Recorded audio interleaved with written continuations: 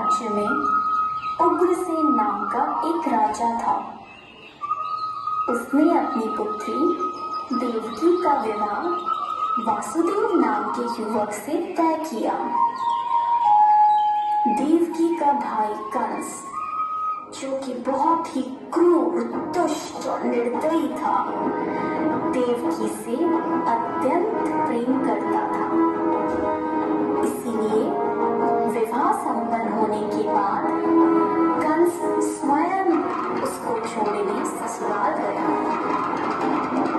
जब वह रथ में जा रहे थे, तब बीच रास्ते में उनको आकाशवाणी सुनाई दी। हे दुष्ट कंस, तूने इस धरती पर बहुत पाप किए हैं, इसलिए इस धरती पर से तेरे पाप नष्ट करने के लिए देवकी का 8वां पुत्र जन्म लेगा और वही तेरा विनाश करेगा। यह सुनकर कंस अत्यधिक भयभीत व क्रोधित हो गया।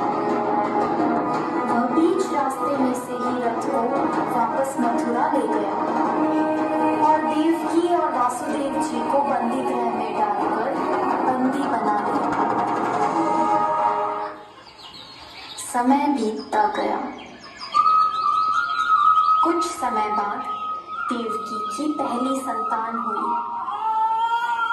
जैसे ही कंस को इसकी सूचना मिली, कंस ने देवकी की संतान को मार दिया। यह उसके अत्याचार की शुरुआत थी। इस प्रकार कंस ने देवकी के 7 पुत्रों को उनकी जन्म के तत्काल बाद ही हत्या कर दी। इससे वासुदेव और देवकी अत्यधिक दुखी थे।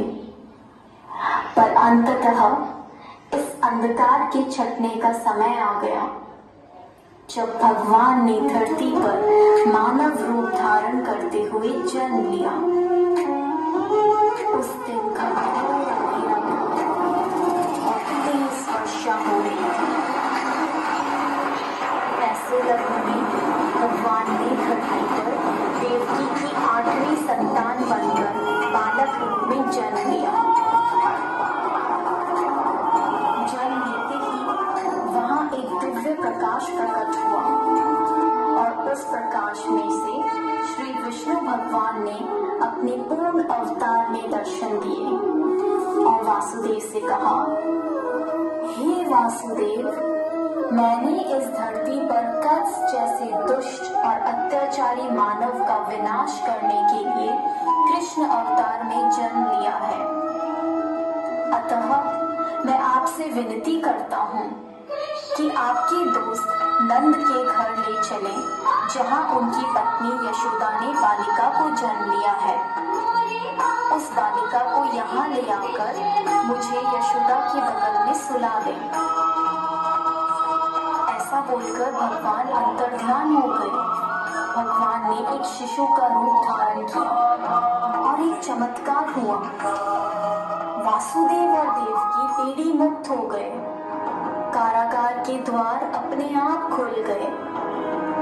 जेल प्रहरी गहरी निद्रा में सो गए और ऐसे समय वासुदेव उस बालक को लेकर नंद के घर चल पड़े।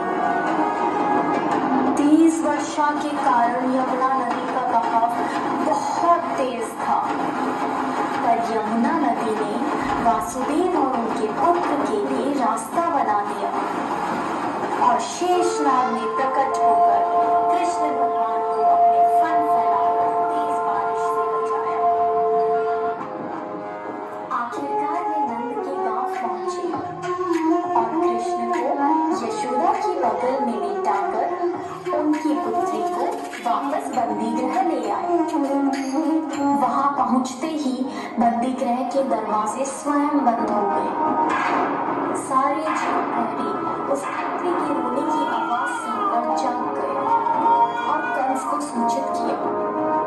जब कंस को सूचना मिली कि वासुदेव जी की 8वीं संतान पुत्री हुई है, तो कंस उस पुत्री को मारने लगा। अचानक उसमें से एक दिव्य ज्योति के साथ मां शक्ति प्रकट हुई और उन्होंने कहा, हे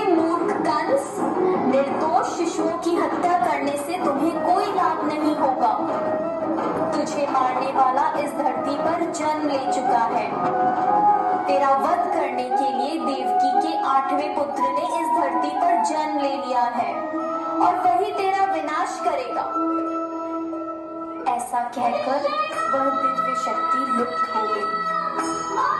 जब कृष्ण भगवान बड़े हुए तब उन्होंने कंस का वध किया और इस प्रकार कृष्ण भगवान ने धरती पर अत्याचार व बुराई का अंत किया।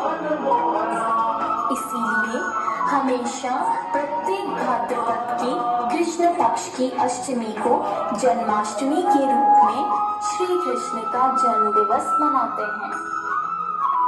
जय श्री कृष्ण।